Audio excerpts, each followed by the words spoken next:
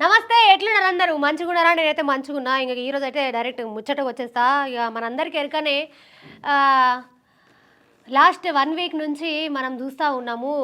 తిరుపతి లడ్డు దేశమంతటా సంచలనం సృష్టిస్తా ఉంది. దీని మీద రకరకాల కామెంట్‌లయితే మనం చూస్తా ఉన్నాము.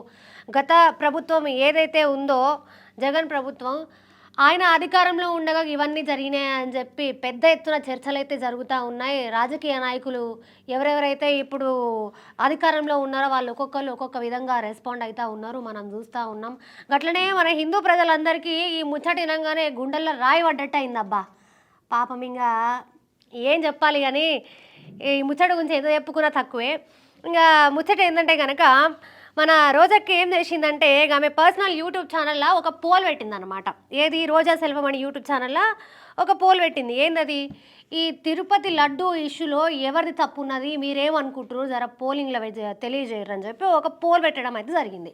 ఇంగా ఆ పోల్‌ల 3 ఆప్షన్లు ఇచ్చింది మనకి. పవన్ కళ్యాణ్, చంద్రబాబు, వైఎస్ జగన్.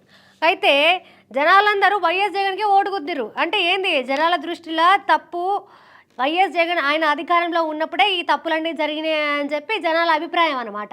జనాల అభిప్రాయం అయితే క్లియర్‌గానే ఉన్నది. కానీ ఈవిడ వైఎస్ పార్టీ తరఫున ఉన్నది. ఈ సంగతి మనందరికీ ఎరకనే.